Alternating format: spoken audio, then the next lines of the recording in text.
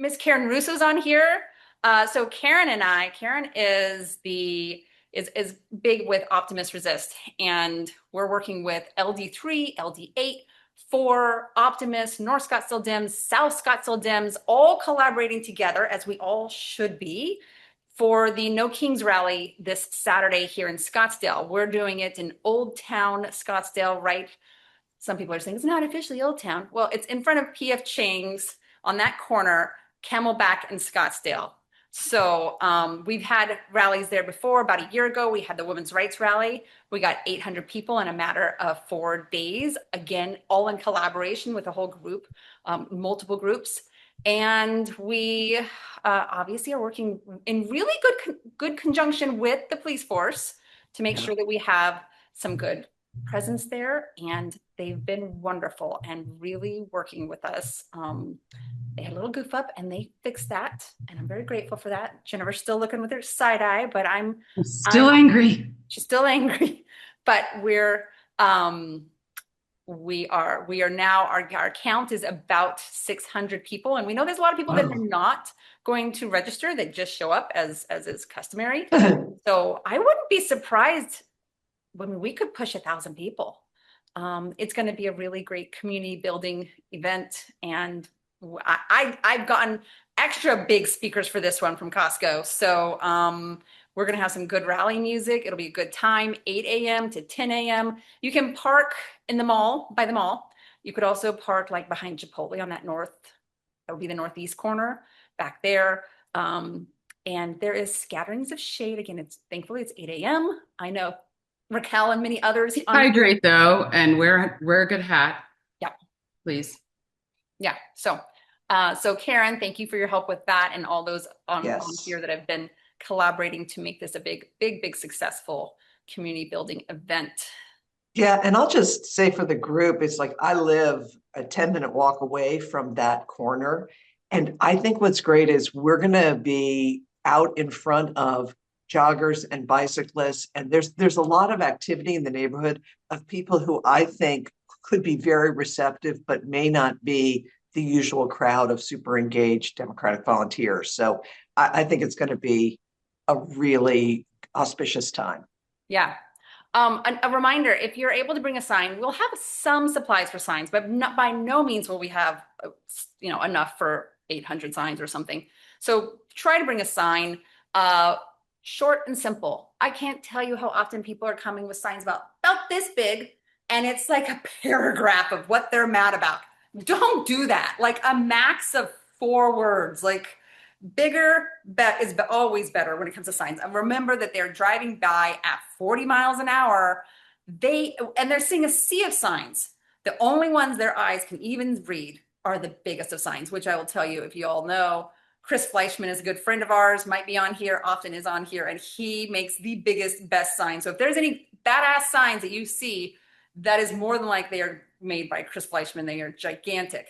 And I'm also a big believer in ones that simply say honk for democracy, honk for women's rights, whatever it be, because that really engages the people driving by. Otherwise, we think they know that they should honk, but they don't.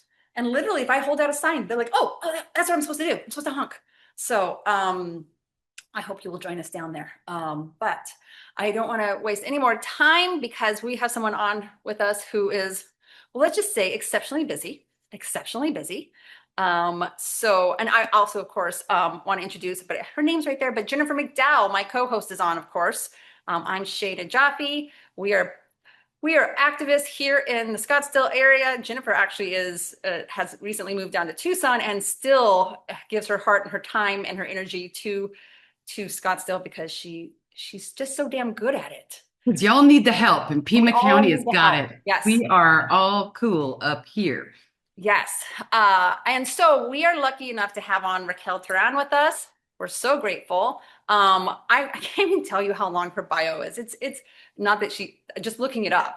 I'll just say she began activism in 2006, registering Latinos through Mi Familia Vota in response to rising anti-immigrant sentiment.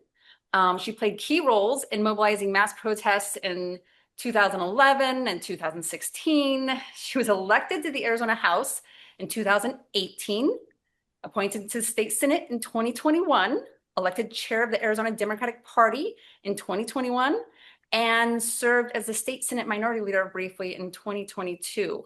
The woman has worked her tail off for us here in Arizona. Can you tell us anything else I forgot there, Raquel? What did I forget? Thank you, Shay. No, that's a great intro. I appreciate it. I can share a little bit about where I grew up so that you know how I get to this work, and then we can get started. Is that good? Or do you want to get started? No, Jennifer, you have an agenda. You tell you. No, Raquel, I do. I think it's important because I was starting with where I grew up because I think it informs this conversation. So good. go for it. Go. All right. Well, no, thank you. Thank you for that introduction, Shay. And thank you, Jennifer, for the opportunity to join you this this Thursday afternoon. And I mean, it's already been 6 months that we are under the second Trump presidency, and it is still overwhelming. I don't know if it's overwhelming for you, but this week has been so overwhelming for folks who are working in the immigrant rights spaces, especially coming right after these actions that are happening in Los Angeles, with families being torn apart left and right. If you open up social media, you are seeing how people are being chased out literally at their jobs, at car washes, graduations are being stopped because they have to announce that ICE agents are not too far off parked from wherever the children are celebrating. So it really has been heartbreaking, but at the same time, we have seen Los Angeles, Chicago, and many other places rise to the moment of protesting, because this moment calls for us to protest. And I am very fortunate to come from a journey of people who have resisted the extremism, especially around immigration. I grew up on the border, on a street that divides the United States and Mexico, in a border town called Agua Prieta and Douglas. I was born on the American side of the border, raised in the Mexican side of the border, and I always like to share that about myself because what got me started in Arizona politics was the need for immigration reform, because I got to see it at the border. I got to see what it was changing that border from a wired fence that was imperfect, that allowed for our communities to go back and forth, to what now is almost a wall, an attempt of a wall, where you go and there's wired fencing. And in reality, it really has become so much more political than what the border community really is, because it is a way of living where you get to celebrate with your grandmother on one side of the border, and then go and buy other things on the other side of the border. That was my upbringing. Times have changed. And I would actually always tell my dad and my mom, complain, like, why am I not a real Mexican? And they would always tell me, you will be grateful that you were born in the United States, and that you are going to have so much more opportunities than we are, just because you're a U.S. citizen. So for me, particularly after 9/11, when we started to see a rise of the anti-immigrant sentiment, that's where I got more agitated to get involved, because they were attacking not only our border communities, but here in Arizona, we were seeing propositions left and right, and elected officials just going so far to the right. Because right now we think about Donald Trump, but before Donald Trump, we all had Russell Pierce here. We had Jan Brewer here. We had Joe Arpaio. We had Andrew Thomas. Some names that people block out of their minds, but those are people that had been attacking our immigrant communities for many years. In 1996, we took away driver's license from people who didn't have social security numbers. In 2000, in the 2000s, we had more anti-immigrant legislation. 2004 was when we made it more difficult for people to register to vote with Proposition 200.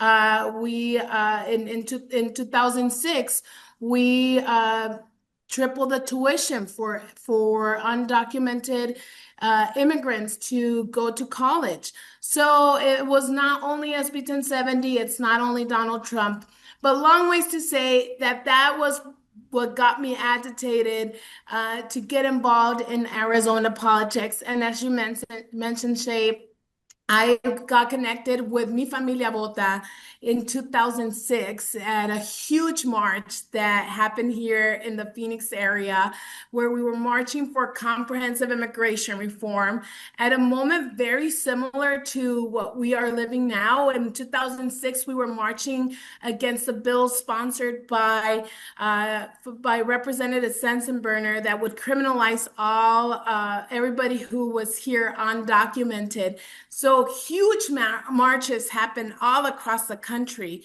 And I was fortunate to attend the one here in Phoenix. And that is where I got plugged in with Mi Familia Vota, which was my avenue of engagement. I wanted to do something.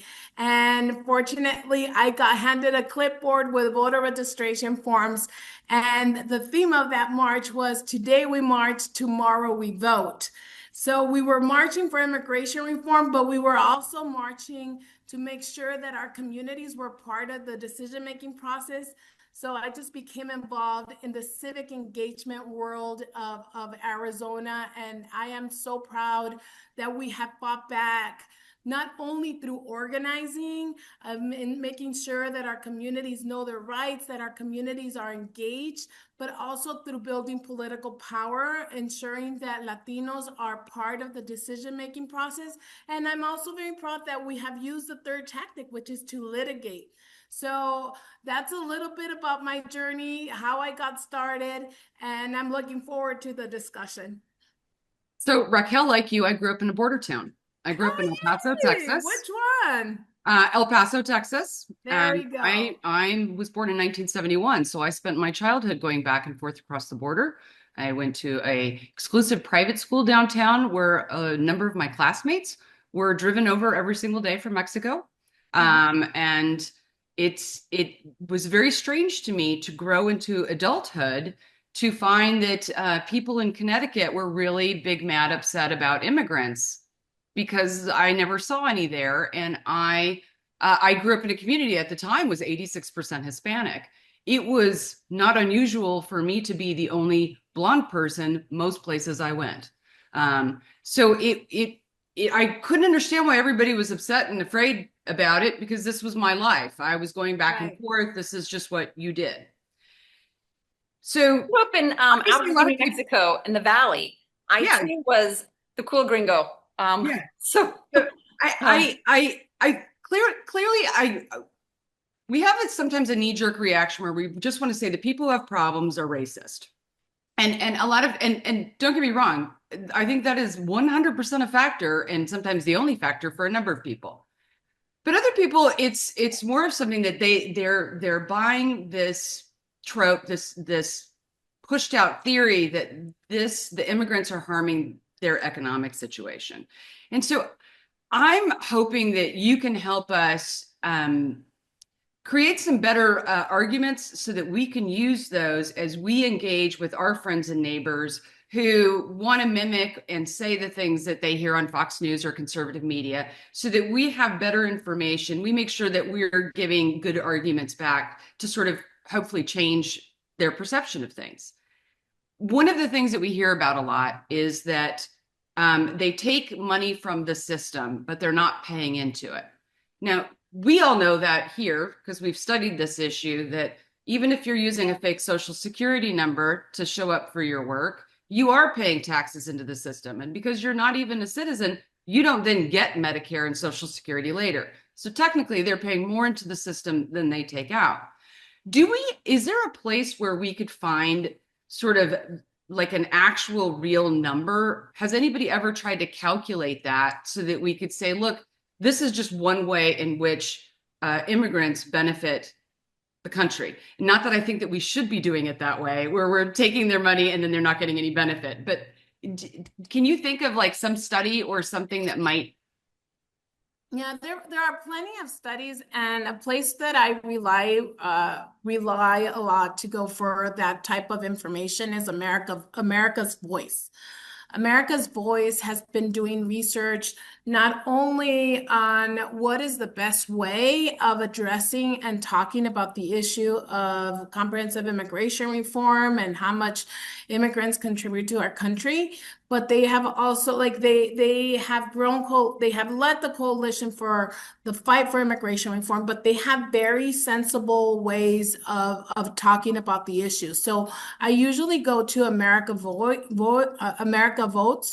I'm sorry, America's Voice. America Votes is Casey just another. added it in the chat, so you guys can grab it. Oh, perfect. America's Voice. And then there's I'm spacing out on what it and on what it is, but there's ABIC. I'm going to write it down. I need to look it up.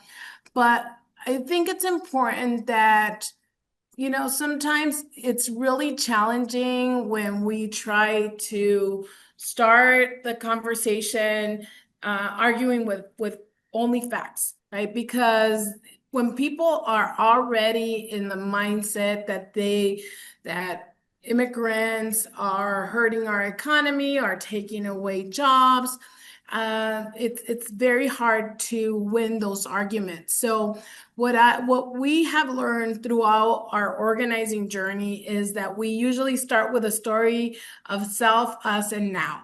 So if you know the story of or the organizing the organizing model of Marshall Gans, who organized with the farm workers and is a professor in Harvard, and his structure is the narrative, right? So we have to start with stories.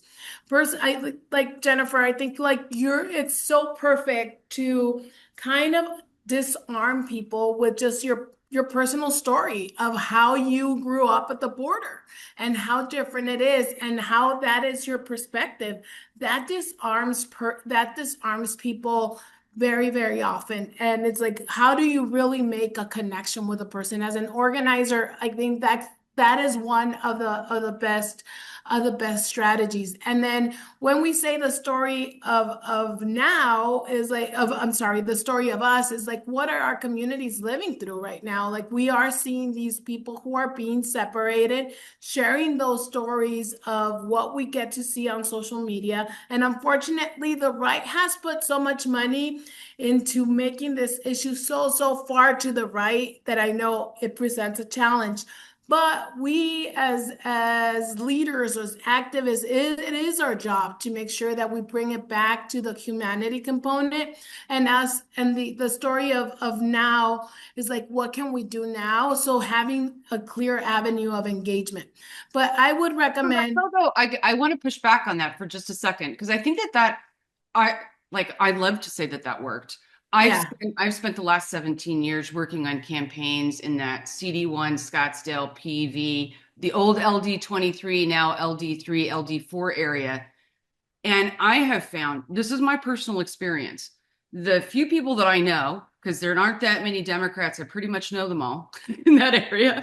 But they care, they have empathy, they can see themselves in someone else's place. But in terms of winning elections, in terms of flipping an LD4, in terms of getting a candidate to the city council who will help immigrants, who will be pro-immigrant policy, my average independent voter that I have to win an election doesn't give a crap about your story. All they care about is their pocketbook. And so I have to find this compelling way to make this thing that I care about, that I think you're just a person and you should give a shit. Yeah, I have to make it about how this benefits you financially. And that's where I can win them over. And I know that sounds incredibly cynical, but that has simply been my experience working only in a very red area. Yeah, I understand. I understand. And it's true. Like that's the ABIC it stands for the American Business Immigration Coalition. So that I already put it in the chat. And I know it's I think it's the which story we decide to count. I mean, to count. I'm doing it. Which story we are recounting, right? Like, for example, SB 1070. When SB 1070 happened, we had, Some people on here don't know what that is. So yeah, I was just, SB 1070 was a piece of legislation that was signed by Republicans in Arizona that it was known as the Show Me Your Papers law, basically allowing for racial profiling, just for being next to somebody who is who may be perceived undocumented. So it was a very notorious law here in Arizona. A lot of that legislation was stopped through the courts. That's why I always use that we have three tactics. We have the organizing, we have building power, and we have the courts. Even though I know at this moment the courts feels so overwhelming, but what happened during SB 1070 was that there was an economic boycott that was called on the state of Arizona. And That many, definitely impacted cities like Scottsdale that rely so heavily much. on tourism and those tourist shopping, dining. ladies, give examples of the economic, like it was the teams wouldn't come in. It's that there was businesses that wouldn't come in. Yeah, Yeah, the giant so convention that would have, like the dental convention or the radiology convention, they went to Florida. God help us. They went someplace else rather than coming to Arizona during that time because it was seen as bad form to support the state after they had done this thing. And just on a very simplistic economic cost, Shay, you know this because we were helping with Tyler Camp's election for Maricopa County Sheriff. But between Sheriff Joe Arpaio and Jerry Sheridan carrying out what they deemed to be the SB 1070, like this is what we get to do, they've cost our taxpayers, all of us, $130 million in judgments. yeah, yeah.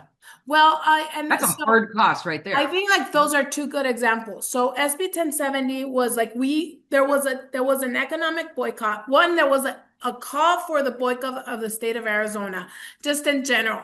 So it was like that's a good question, Shay, because it was an ambiguous in many ways, it was an ambiguous boycott. And then there was also the attrition, right? People started to leave the state. So we were under like it was an economic recession, if you all remember. And so when the economy started to come back, the workforce was not here because a lot of people had left. So you had that naturally, you had that organic, like the economic impact, and then you had the so-called, we will say, an organized boycott. And it was, yes, it was conferences. There was a call to boycott the All-Star games at Chase Field. There was a boycott on Hensley. So Arizona lost close to $1 billion because of SB 1070. So in 2011, the Republicans came back to the state legislature with 5 more anti-immigrant bills. And what happened that year was that the business community ended up organizing, and there was a letter of 60 CEOs that were signed to then Senate President Russell Pierce, who was the author of and orchestrated all these propositions throughout time. And they were very specific about sending this letter to Russell Pierce and working with the Republicans that were so like they were somewhat moderate to ensure that they would not pass any more of these extreme legislation. So the business approach was key to stop those bad bills from moving forward. And so Russell Pierce was successfully recalled, which is incredibly difficult to do. Can I speak to something, just kind of bring it local? Because again, some people, it's like, this is so not in their world. We are pretty obvious. We're in Scottsdale, Arizona. We don't have a lot of, we have workers here, but the majority of us on here are white privileged women. And to bring it local, like this kind of action is what's happening in our Scottsdale City Council, in which they have deemed that they've gotten rid of the DEI initiatives and all the efforts there.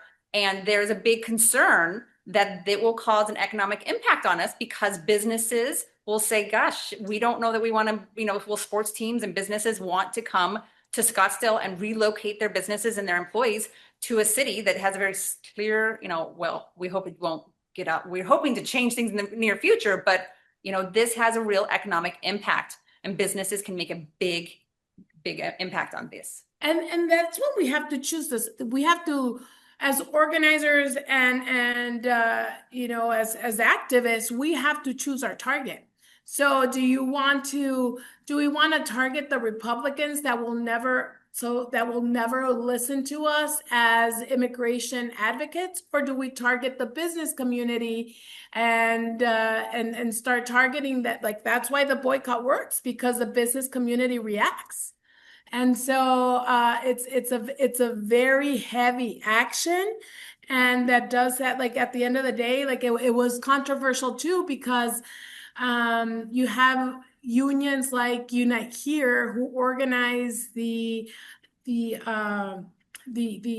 hotel industry, and they started to see that they were not, like, they were losing jobs because the conferences weren't coming. So it's a tough action, but it is an effective action that it gets the target, which is the business, the target store, and the target could be the business community to take action. But so stick with me through that, because you just brought up a point I want to go back to, like hotels specifically. I think that's a great example of something that happens here. Other places you're talking about, like meatpacking plants, farms and that type of stuff. There is an argument. So first of all, I would say that, because again, I'm cynical and bitter, and I believe that most people at this point, right on, that I believe that the business community, it's not like they were like, oh, we really care about this poor Guatemalan mom that is trying to escape violence in her neighborhood. I don't think they give a crap. I think they care about having a cheap workforce so that they can make more money. So great, the friend of mine, enemy is my whatever. Anyway, we're on the same side of this, but for very different reasons. Mm-hmm. I'll use it. But there is this argument that I've heard, and I think that there's something to it, and I want to run it by you because I'd really love to hear your thoughts about it. That a city like Flagstaff or Tucson would not have to implement a minimum wage increase law that gets people riled up or something if we didn't have this cheap immigrant labor. On the one hand, there's a humanitarian issue. At the Purdue chicken farm, those workers are not getting safe OSHA's, standards. They're not being treated well. They're certainly not getting paid well. They're getting paid more than maybe the country that they came from, but they are being taken advantage of. But on the flip side of that too, is that there are people that argue that part of the reason why our wages are low is that we have this group of people willing to do this work. And Americans would want to do this work if the pay was higher, and the pay would have to be higher if we didn't have the immigrants. Well, I think like that's why when we talk about comprehensive immigration reform, we talk about it as an economic, we talk about it as an economic policy. Because if we are able to ensure that we can provide a pathway to citizenship who are immigrant, who are here undocumented, we are able to know, even though we already know they pay taxes, but there is a clear record of who's paying taxes. There is the wages are not I know that they're not, we don't want to feed into their narrative, but we can actually use that argument to make sure that we have the fair wages, that we are leveling the playing field. So what we have used in the past is bringing it back to comprehensive immigration reform and making sure that they know that this is actually an economic policy that will benefit everybody once. I think you've hit it on the head. It's a step further than just letting this guy stay in Yuma in the lettuce field. It's also important that worker is being paid a fair wage, has safety nets, provided to him. It's not just, hey, let's keep our food prices low, let him in. Like, Yeah. for me, like, you have to go a step further and provide basic rights to these people and make sure that they're being paid fairly too. And the best way is by making sure that we have comprehensive immigration reform. And then also, of course, we have to at the point that that we need to, like, who are the people who are actually taking advantage of these folks, right? Is the people who don't want to pay don't want to pay a fair wage, and we can bring it Or back to the benefits. fact of the Yes. employer. But we do this legally everywhere. I mean, look at the Hickmans. I mean, they lost all their chickens, but they've been employing, convicts as their labor at whatever, $3 a day. And we all just are like my eggs. Anyway, that's an aside. I have another question to you. In terms of the ICE raids itself, Yeah. I'm seeing, you're hearing stories about they're going to the Circle K at a certain road where they know that landscapers are going to pick up ice and Gatorade to start their day, whatever, that type of stuff. I have yet to hear of a raid on a typical McCormick Ranch Scottsdale street where at any given day during the week, you can find 5 sets of landscapers. I'm not hearing about raids happening in those communities where the people that rely on that work are going to be, they'd be really angry that they lost their help. I'm not hearing about that. Are you hearing about raids in areas, wealthier areas?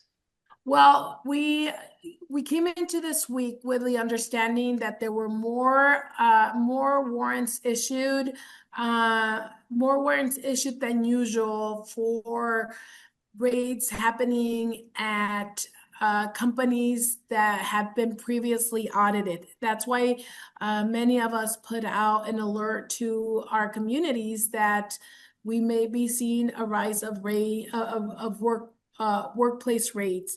So we have a theory there. What's happening in California and the rise of people protesting have delayed the implementation of those warrants.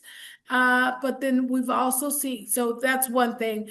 Then the other thing is that what ICE is doing right now is that they are going really quickly into these places of work and taking people out and leaving. So it's not, they're not spending a lot of time. So I am volunteering myself with an organization called Puente, and they have a hotline, and they are getting a high number of tips of people that see activity in the community and report it right away to this hotline. The organization has a huge network of people all across the valley. So when they say, okay, there was something happening here on 67th and Peoria, which is like something that happened, like it was on TV. It was not great because there was a violent incident, but there were a lot of people that were able to hop on their cars and go and check it out, and they determined, they were able to assess the situation. So What's the point though? Like, does Puente, like, if they hear about a raid that's, imminent, can they go down there and like they're providing drivers or getaways? Like, what are they doing? well, the first thing is to make sure that we're documenting. So people need to, so if somebody's getting detained, is one, we are reminding them that they have the right to remain silent and they have the right to an attorney. So it's a matter of, some folks are going with a bullhorn, and if there was a pickup of many people are there with their bullhorn and giving out that information. Okay, so a pause again. I don't mean to bring my cynical self into this. Do they actually have a right to an attorney? Because it doesn't sound like They people have are the right getting to, their they actual have a due right process. to an attorney. They have a right to due process. But Is that actually happening? and Yeah, that's the there we go. It's happening. that's a problem, right? Like that was the problem with Gilmar Albergo Garcia in Maryland, that he was deported to El Salvador without due process. And we all know, we're seeing all kinds of things coming out in the media of like, he's not the perfect immigrant, he's not how people are painting him. But here the case is that he did not go through due process. So, so that is an issue, and it's But it's not just important people who are that getting picked up at the gas station, right? And like, oh, you're here illegally. And there's the moderate conservative or independent that might be like, well, that's okay because they're not doing things properly. But in Florida and other places, what we have been seeing though too is that the person who has been going through all the process properly, they're following the letter of the law, they're doing what they're told, they're coming to the immigration center for their check-in, for their like reporting in, I'm here still, here's my extension of my paperwork, whatever, and those people are getting snapped up. that's right, and it's happening here in our backyard. And literally, I'm here in Central Phoenix. I am 1.5 blocks away from the immigration courts. It happened here in Phoenix. We have to be proud of the organizing that happened here because it got exposed right away. It was 2 days that they had ICE agents waiting outside of these court hearings where people were walking out with their children. They're going there, like you're right, Jennifer. It was like these were the saddest images because they're going there as a family. They're going there to go through their process, and then their cases were being dismissed. And when they left the court hearings, ICE were like they were just outside there to take them away and just detaining folks. So that has come to an end. That hasn't been happening since you guys So really exposed it and caught those moments. it was 2 days of those incidents. However, there are people there who are still vigilant and are there to support the people that are coming in and giving them their rights. A document with like what they can do. Some folks come with their attorney, so it's a good thing when they're there accompanied by an attorney. Some people go by themselves, so the folks who are there volunteering, they cannot act as an attorney, but at least they're getting recommendations of what they could do, like appealing. Don't let your case be terminated or ended so that you can continue to appeal and go through a process. As long as you're appealing, you're going through a process. So two things: people are there vigilant, protesting, and the other thing is that the organizations that are there, which is Borderland Initiative and Puente, they have a program where they are training people on being solidarity companions. So I have been trained as one of those folks, and I'm not an immigration attorney, but you can go and sit down in the courtroom with that family, and it means the world to them to have somebody sitting down next to them, not knowing what's going to happen. So that is happening. So it's a multi-hit, from the protest to letting people know their rights to being inside with them and walking inside and outside with walking inside to the court hearing and accompanying them to the car. It's a peace of mind.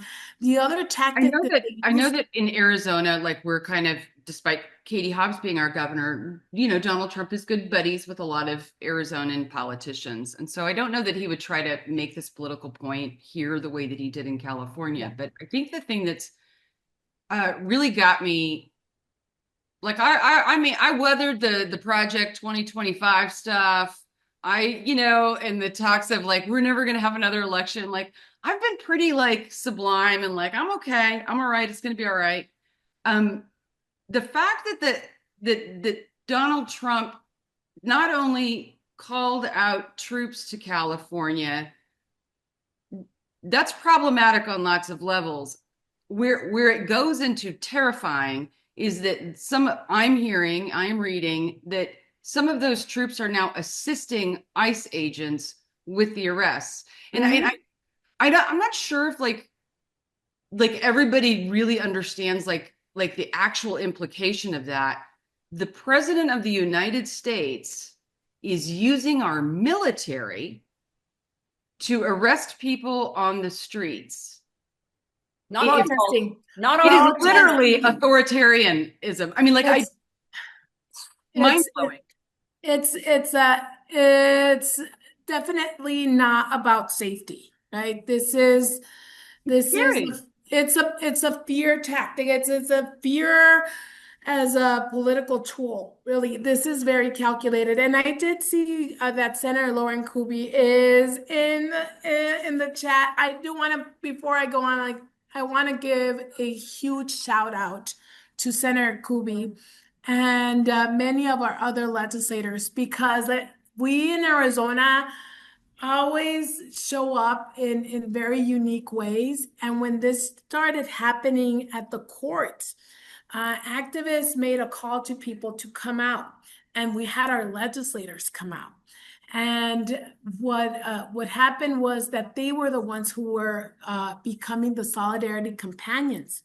So we think that the protests that were called, along with the elected officials joining these immigrant families into the court hearings, That's were powerful. part of the reasons why the ICE tactic was removed for right now, right? We are vigilant, and it could happen. Their tactic could come back, but it was because of elected officials like Senator Lauren Kubi. So I just want to give a shout out there. Amazing. Now Yeah. that I've thrown up all of my negative Nelly on everybody, No, we're no, like, no, no, but wanna we're going to talk ask Dr. realities, right? Serlin to come on, Dr. Serlin, so that you can talk about some of those real stories, and in conjunction with her and Shay about, the emotional impact this is having on people in the immigrant community, and not even just that, like legal Hispanics that are walking around feeling, fucking terrified. Anyway, so I'm going to pop off while you guys take over that conversation and hopefully give us some action steps. Thank you. Wonderful. Hi, Dr. Serlin. Hello. And Raquel, just thank you so incredibly much for the work you do. And I guess a couple of questions. And I'm a psychologist and, have done some work with Scottsdale Women Rising as helping cope with political distress that all of us are feeling. And so one of the things I'm wondering, you're in there, you're doing this work as an activist, you've been in government. And so how do you manage all you know, all you experience, all you see, and I guess take care of yourself and stay in this fight for change? I think we all have a lot to learn from you, so I'd be interested to know how you do that. She drinks heavily. Thank you. Thank you. Oh, well, doctor, I'll tell you, sometimes it's so funny because there's this thing now of like asking about what's your self-care, and make sure like we're taking care of each other. And when I'm at my worst, when I've seen myself very swollen, I get very annoyed. I'm like, if you're seeing me swollen, if you're seeing me that I've gained 20 pounds, don't ask me what my self-care is, because that stresses me more. But right now I feel like, okay, I got unswollen. I am able, I'm in a good state of mind to be doing the work.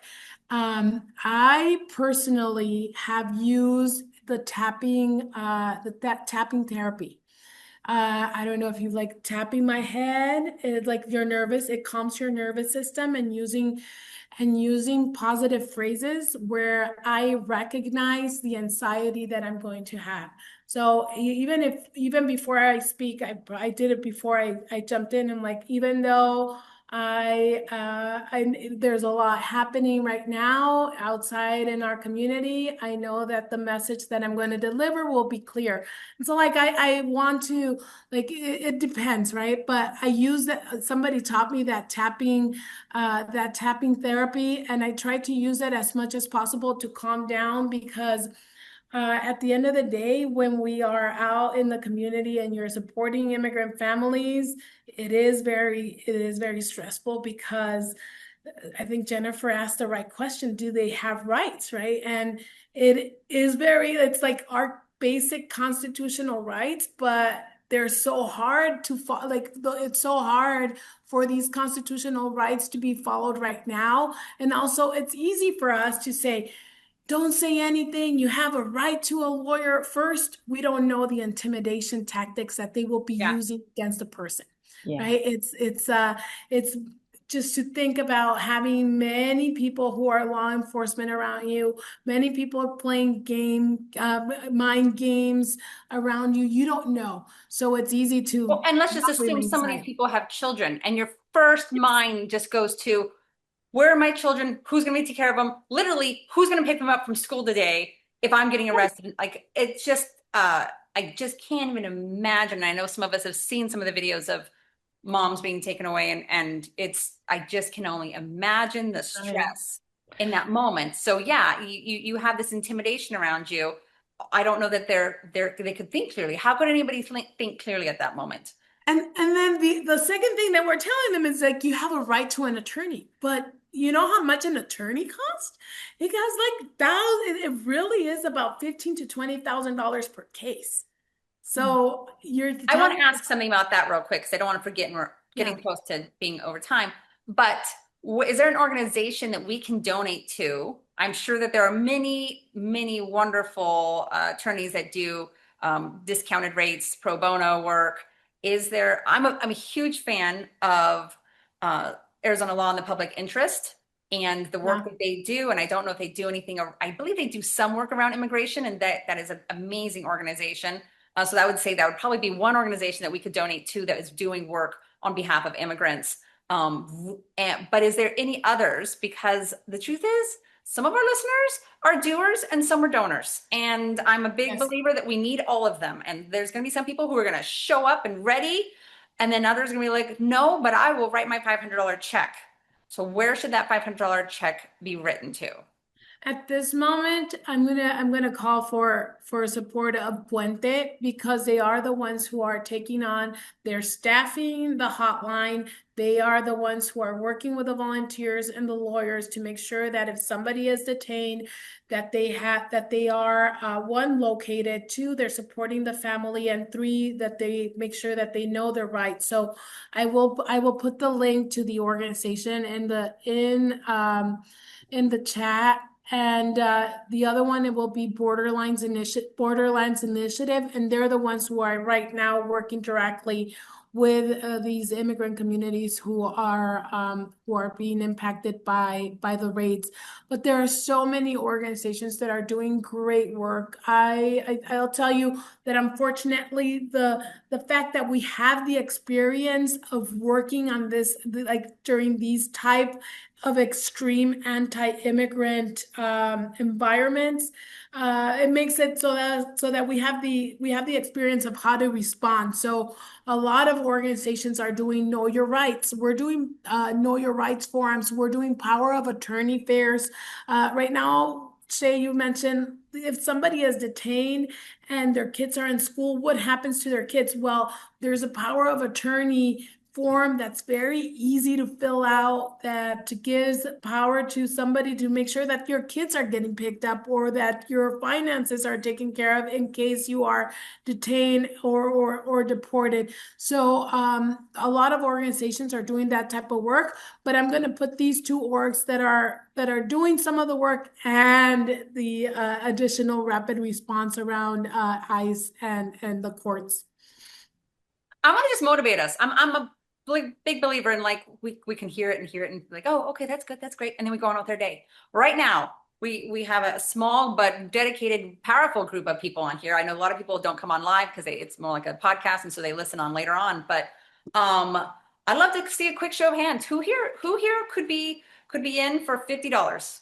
$50 donations that we could right now just get motivated. Or even what I'm a big believer in the auto payment every month of $15. I would love to really encourage our audience here to consider one of these organizations and put it down for $15 a month, and just this is how we have to support. If you're not a doer, you got to be a donor, because in the fight for democracy, there are two kinds of people. There are doers and there are donors. You got to pick one. I surround myself consistently with what I call the double dippers, and they're my favorite people in the whole world. They do and donate. So, well, we have just a few more minutes left. Sterling, is there anything else you wanted to touch on? And Raquel, of course. Okay. No, okay. I was just going to say, Doctor, like, I think that the challenge, and I actually would look to your recommendation because we I mean, it's the people most impacted, unfortunately, are the children, right? Like seeing their parents lay low, right? Like not doing the basics of just going to work and coming home, and it impacts the somebody's childhood when somebody needs to be worried about what kid they like or what they're going to wear. They know the names of the sheriffs. I like that's a wild thing that they know that they need to keep the door shut, that they would need to know the fact that a warrant needs to be signed by a federal judge. Those are things that children are thinking about right now. So I Well, I've mean, actually heard that it's been that way for years. yeah, I had friends who lived in the South Valley of Albuquerque, New Mexico, and they said, "Oh, we didn't ever play cops and robbers. We literally played ICE. Like that was like, oh, ICE is coming," and they would. Nación, yeah, Yeah. migra, That blew my mind. yeah, Right. And I think, right, to both of your points, that what we see gets portrayed as an event, that it's this one thing that happens, that there's this raid or that people are picked up. And yet this impact lasts for generations. yeah, I mean, I think of, right, the American story, my grandmother who grew up during the Depression still holds on to things from it. And yeah, that was how, almost 100 years ago now. And so you think of the trauma that these kids and these families are experiencing and what you're seeing, and just then the impact on their school, on their learning, their sleep, their basic ability to self-regulate gets disrupted by it. And it's just heartbreaking. And Raquel, I'm sure you see so much of it, and just the lasting impact of it on every realm. And so that was part of my question to you of, how you take care of yourself through it, because in yeah. order Thank you for asking. to stay in this, you are the instrument. And so I just cannot thank you enough. And I'm glad you're keeping yourself in tip-top shape so that you can be out there doing it. That's my recommendation to everybody. Jennifer wrote in the chat, "I'm going to need to tap with a jackhammer to get through the stresses that she has." So yeah, goodness. Well, ladies, I'm so grateful you're on here. We do have a happy hour tonight as well. Many of you will be attending. I will make sure and have a QR code there at the happy hour also to encourage people to do some wonderful giving and donating to these great organizations. We, of course, also have the rally this Saturday. And what a testimony to our community. We now have, and I mean, it's growing quickly. In this last hour, it could have gone up considerably, but we have now 600 registrants for the rally here in Scottsdale and Old Town on Saturday, 8 o'clock to 10 o'clock. And how crazy is that? Because I mean, how many people go to a rally and don't register? I've held a lot of rallies and I've never registered for a rally. So could you imagine the numbers that we're actually going to have? And that's going to be across the state. That is such a wonderful testament to what people are feeling and out ready to be out there. Jennifer. I just wanted to give doesn't take time, doesn't take any money, but it is something that everybody can do very easily. And in whatever capacity space that you have in your workplace, your spouse's workplace, your children's school. I know that as soon as the ICE raids and the talk about going after immigrants first began when Trump was elected, the first thing I did was call the superintendent of a school district that I know well, who owes me for working for a year to keep his job by electing his people. And I said, I want to know that you have a plan. I want to know that that plan's been communicated to the administrators at the different sites. I want to know that children are safe. And we're not just letting random masked thugs into the schools to take children away. And I was assured of like what the plan was and that had been coordinated with some other districts as well. That's a very simple thing for all of us to do. To say at your workplace, is there a plan? Do we know what to do? Talk about it with people, because I think if we're prepared and we know what we're doing, we know what our rights are, we can stop them at the door in some cases. We can stop them from even entering the space. And so, but you can only do that if everybody is on the same game plan. Y'all have a plan. So please make a plan. Absolutely. We all think it's not going to happen to us in our workplaces and in situations. And so starting that conversation, wouldn't you agree, Raquel? Start that conversation right now. Make a plan. Yeah, I think you're on mute. I'm sorry. Yes, start the conversation right now, make a plan, and don't be scared. Like I mentioned earlier, the right has made this issue so complicated, and they've invested millions and millions of dollars. We will recognize that there might be yes, there could be issues at the border, but at the end of the day, the right decided to make this issue the wedge issue, and it's been 40 years of billions of dollars invested to make immigrants the scapegoat. So let's make sure that we're not afraid to talk about this issue. I think that what your questions about how do we best approach the issue, there is research, there are organizations that have the best approach. Just speaking about the issue in a humane way is the most important thing that we can do at this time, because we do have to make it again about humanity. Yes, let's do let's talk about the fact that it is a business issue too, but let's also not forget about the humanity component, because if people see us putting humanity back, eventually they're going to come back. And I think like that's what's giving me hope about California, is that people who had been kind of quiet and taking on the issue more to the right are bringing it back and speaking up. So this is a moment to do it. Wonderful. Gosh, At thank the you. end of the day, if Raquel. you don't like illegal immigration, let's figure out the way to make some of Legal. our immigration legal. Exactamente. There you go. We're all in agreement. There we See, go. it's pretty easy. Thank you all so much. Thank Really you. appreciate your time, Raquel. I know we know how busy you are this week. Like you Thank literally you. just squeezing And us I in. totally resisted ever asking you anything about gossip about the Arizona State Party and all the hoo-ha's going on. So you're welcome. Yeah. That's what I tell people. I'm focused on this right now. All right. Thank But you if you ever all. want to call and gossip about it, I am all flutter. I want to hear. Okay. Yeah, I will say I'm Okay, happy guys. I'm not chair right now.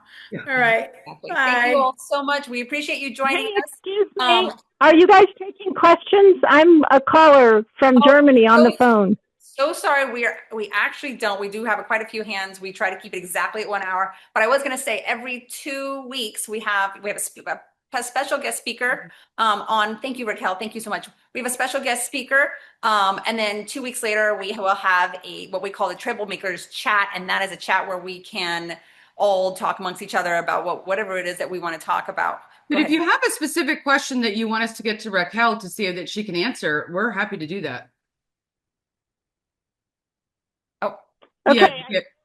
Via. I unmuted yeah. again. Yeah, you want me to send the question? I wanted to say hi, especially to Raquel from Munich, Germany. This is Katie Solon from Democrats Abroad. I just want to mention we are following the news. We are doing what we can from here, including a great big No Kings protest in Munich on Saturday, also in Hamburg and Frankfurt, and Democrats Abroad are arranging them around the world. Other thing you might be interested in, Adrian Fontes is speaking with us in Brussels tonight and Munich on Saturday and in London on Monday. So I just want to let you know that Americans overseas are with you guys and working hard to re-elect Adrian and Chris Mays and Katie Hobbs. Thanks. Democrats Abroad. Do you have a website? Oh, No, we'll look it up. If I can find anything online, then we can include it in our newsletter. It's democratsabroad.org. All one word, democratsabroad.org. You can see our events happening all over the world on Saturday. That Thanks. is super fun and Bye, inspirational. Raquel. We are including it in our newsletter. Glad to hear that you feel so good. We will include it in our newsletter. Wonderful. Thank you for sharing. But yeah, so that's how the structure often goes. Well, so every 2 weeks, which is again, we always do the second and fourth Thursday of the month, the second and fourth Thursday of the month. And then our happy hours are typically the first Thursday of the month. However, I was in Santa Barbara drinking wine. And so we didn't have it last Thursday, and that's why it's this Thursday. But if you want to put it in your calendars, second and fourth Thursdays for our Zooms. And typically the fourth Thursday will be the troublemakers chat, a better conversation with amongst all of us. So appreciate your guys' time. It's a big week. We appreciate you sticking in here with us, and we will see you next time. Thank you all so much. Also, please, if you're not getting our newsletter, let us know. We will make sure we get it out to you. You can definitely find us on social media. Please like us and help us grow. That's it. Thanks, everyone. Have a great day. Thank you.